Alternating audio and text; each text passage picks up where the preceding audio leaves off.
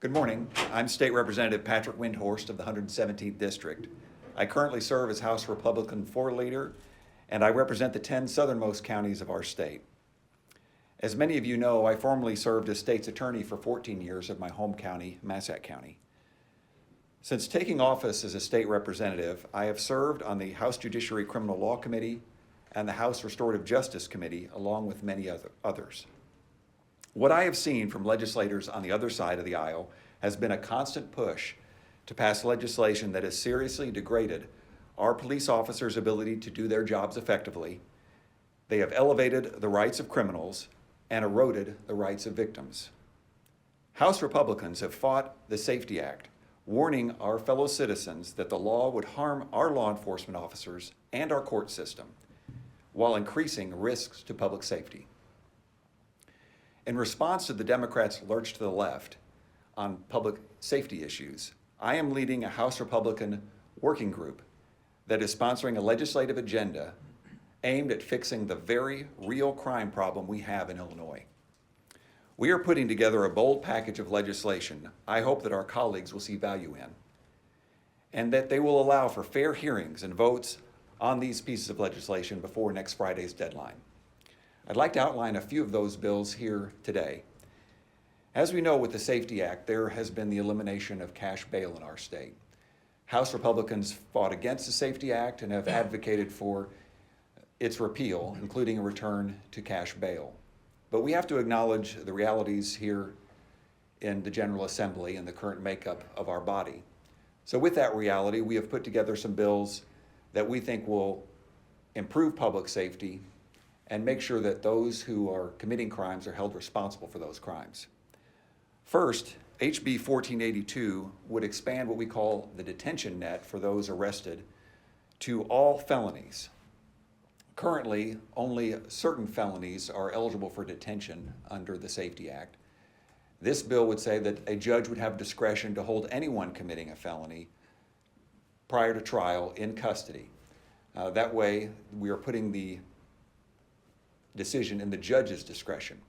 One of the arguments made by the other side of the aisle in support of eliminating cash bail was that it should be judges making the decision on whether someone's in or out of jail. However, our current law doesn't give judges complete discretion. This bill would do that.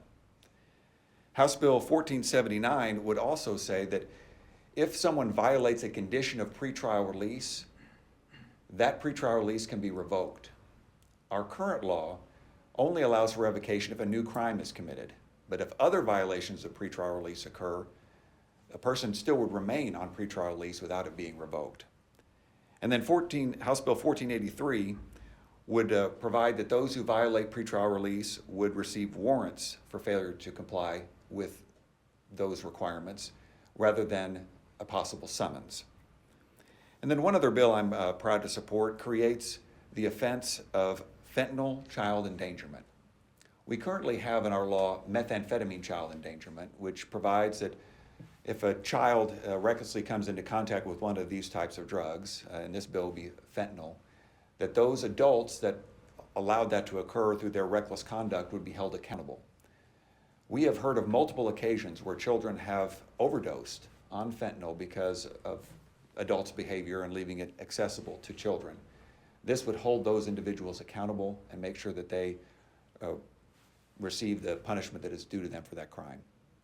At this time, I'd like to turn it over to my colleague, Representative Dennis Tipsord. Thank you, Patrick. Good morning. I am State Representative Dennis Tipsord, and I represent the 105th District. I have worked in law enforcement for over 30 years and currently serve as the Chief Deputy for the Woodford County Sheriff's Office.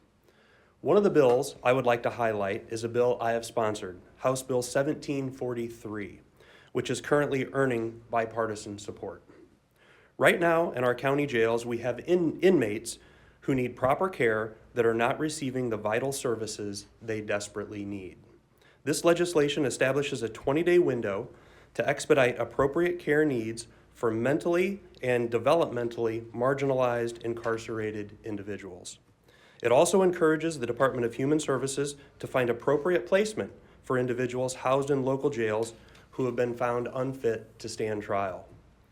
We have situations where people who need services are being left in limbo, oftentimes for months on end. Currently, the average wait is 87 days for a person in need to actually get a bed for treatment. This is far too long. Oftentimes, they are housed in solitary type confinement because they are not fit to spend time in general population, thus moving them further and further from fitness and even doing long-term or permanent damage to their mental health. If we can't solve the mental health component, we should expect recidivism. As an active law enforcement officer, I see the challenges we face protecting our communities on a daily basis. Bad legislation in the form of the Safety Act and the Trust Act have made our local communities less safe. Why do we continue to enact legislation that always sides with criminals rather than the people who are trying to protect us? There is no bigger priority for me in my job than public safety and holding people who commit crimes accountable.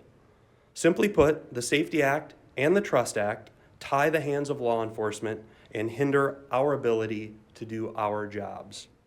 This working group has a collection of common sense bills that would make our communities safer. There are bills to amend the Safety Act and expand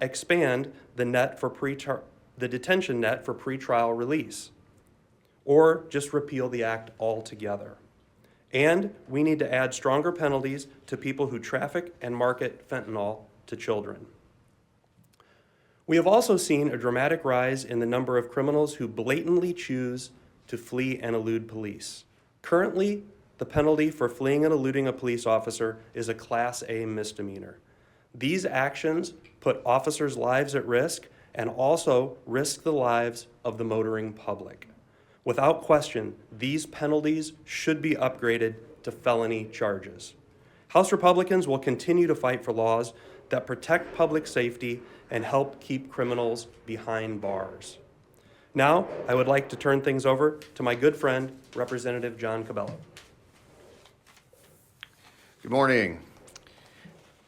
I'm Assistant Minority Leader John Cabello, and I represent the 90th District as a state representative. As one of only 3 law enforcement officers serving in the General Assembly, I've seen firsthand the damage that comes from Illinois politicians claiming to support law enforcement while pushing policies that do the exact opposite. Time and time again, Democrat leaders say they support police, but their actions tell a different story. Instead of giving officers the tools to fight crime, they push laws to make their jobs harder and put criminals first.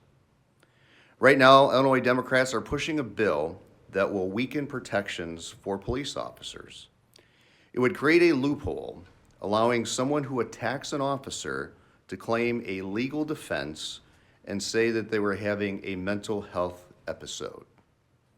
Let me be clear, excusing bad behavior and violent behavior under the guise of mental health is totally inappropriate.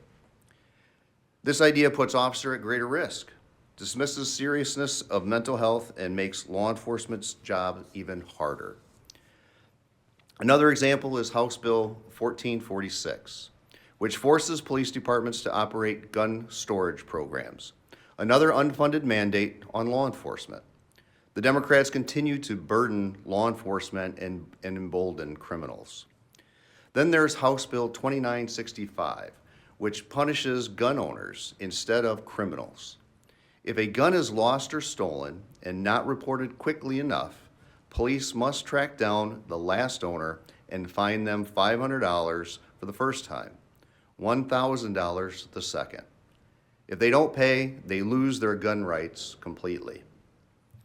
Why are we pushing law-abiding citizens and why are we punishing law-abiding citizens and continuing placing more mandates on law enforcement and not holding the criminals accountable? This is what happens when Illinois politicians who have no law enforcement experience care more about protecting criminals than supporting the police. If Democrats truly support law enforcement like they claim, they'd work with us to crack down on crime, enhance penalties, and hold criminals accountable. not make excuses for it.